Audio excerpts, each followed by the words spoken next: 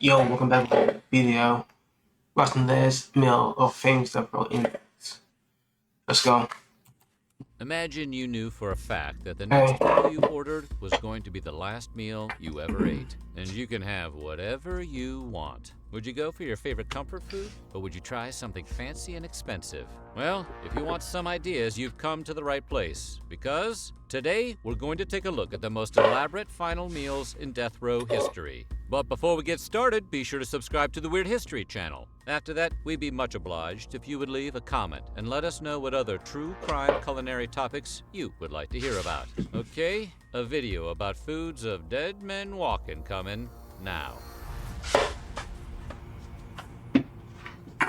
John Wayne Gacy was the okay. spookiest clown ever who left this earth on May 10th, 1994. If you're the kind of person who's afraid of clowns, you may want to fast forward through this part. Because prior to becoming caught, Gacy was known for performing at charity events under the names Pogo the Clown and Patches the Clown. This particular clown is known to have assaulted or ended the lives of young men who he lured into his home.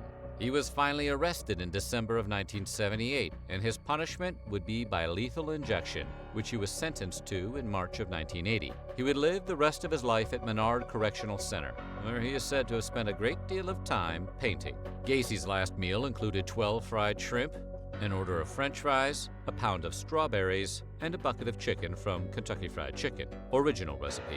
It's worth noting that prior to Okay. being convicted, Gacy actually managed 3 KFC restaurants. So whatever else you might say about him, and you could say a lot, he was a man who believed in what he was selling.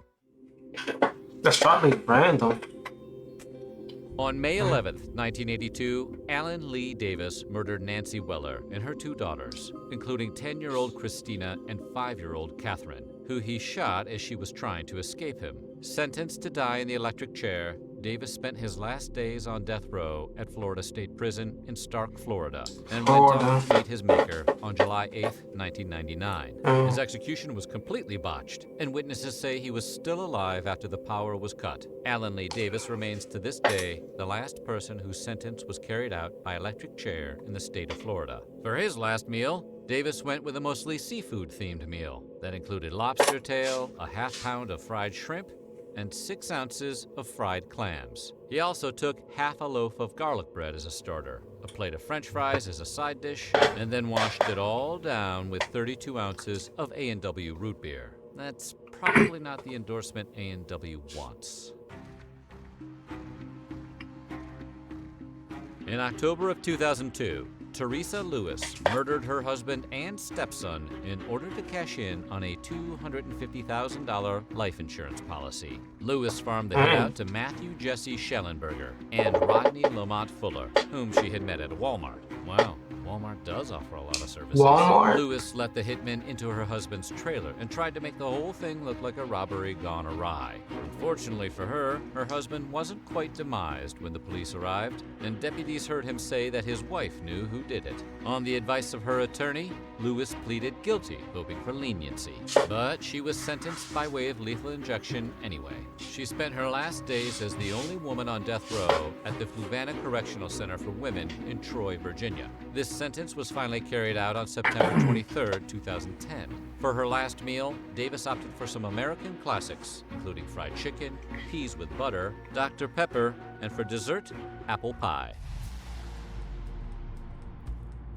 So you can drink? Ted Bundy, possibly the most infamous of criminals, confessed to 30 homicides committed between 1974 and 1978. His total victim count, however, is not known and is often believed to be much higher. Bundy, who's been played in the movies by the likes of Mark Harmon, Zac Efron, and Chad Michael Murray, would pretend to be injured or pose as an authority figure, like a police officer, before knocking his victims unconscious and then taking them to another location.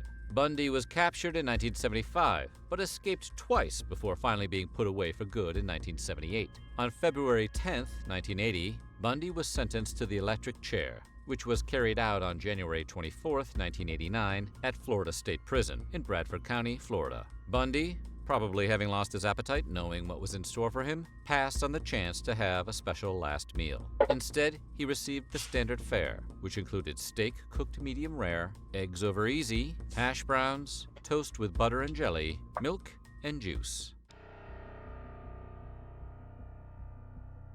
Timothy McVeigh carried out the 1995 Oklahoma City bombing. His attack, which destroyed 1/3 of the Alfred P. Murrah Federal Building, took the lives of 168 people and injured almost 700 others.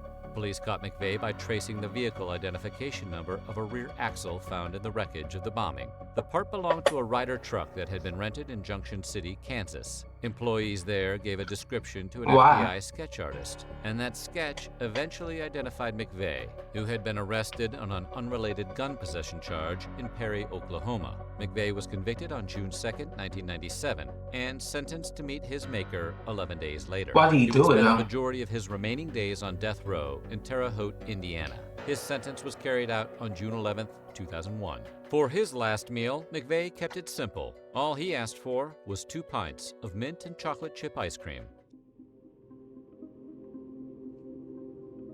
Sacco and Vanzetti were Italian immigrants and anarchists. In 1921, they were convicted of taking out a guard and a paymaster during an armed robbery in Braintree, Massachusetts, on April 15th of the previous year. Despite their numerous appeals being denied, Sacco and Vanzetti became famous worldwide. Legions of people believed them to be innocent, and protests were held all over North America and Europe, as well as in places like Tokyo, Sydney, Buenos Aires, and Dubai. Nonetheless, their sentences were carried out at midnight between August 22nd and 23rd of 1927. Over the years, evidence mounted in their favor, and in 1977, Massachusetts Governor Michael Dukakis said that they had been unfairly tried and convicted, and that any disgrace should be forever removed from their names. Sacco and Vanzetti's last meal is recorded as being the simple menu of soup, meat, toast, and tea. What kind of soup or meat it was, unfortunately, is lost to history.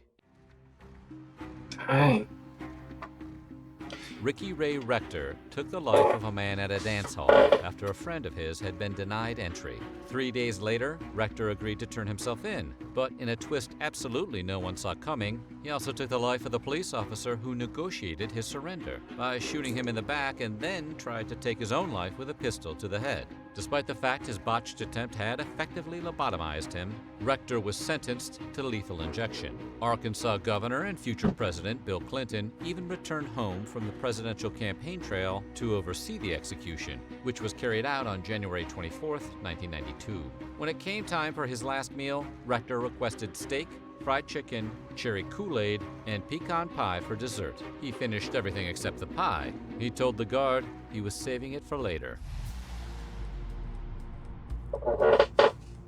On May 26, 1980, Stephen Why is Wayne the police, Anderson though? robbed the Bloomington, California house of a retired teacher, Elizabeth Lyman. When Lyman saw Anderson in her home, she screamed, prompting him to shoot her. Anderson, who was known to have admitted to taking the lives of at least 8 other people, was convicted of the Lyman murder and sentenced on June 24, 1981. His sentence was carried out by lethal injection on January 29, 2002. When it came time for his last meal, Anderson requested 2 grilled cheese sandwiches, a pint of cottage cheese, a hominy corn mix, peach pie, chocolate chip ice cream, and radishes. Ever tried cooking dinner with a recipe you found online? Didn't turn out the way it looked in those recipe photos? Ronnie Lee Gardner took a man's life during a robbery in Salt Lake City. Then in 1985, while being moved to a court hearing over that homicide, he shot and killed another man during an unsuccessful escape attempt. Gardner was sentenced by way of lethal injection, but due to a now eliminated quirk of Utah state law, he was allowed to opt for a firing squad instead, which he did. The sentence was carried out on June 18, 2010, at Utah State Prison in Draper. For his last meal, Gardner opted for the surf and turf, that is, lobster tail and steak.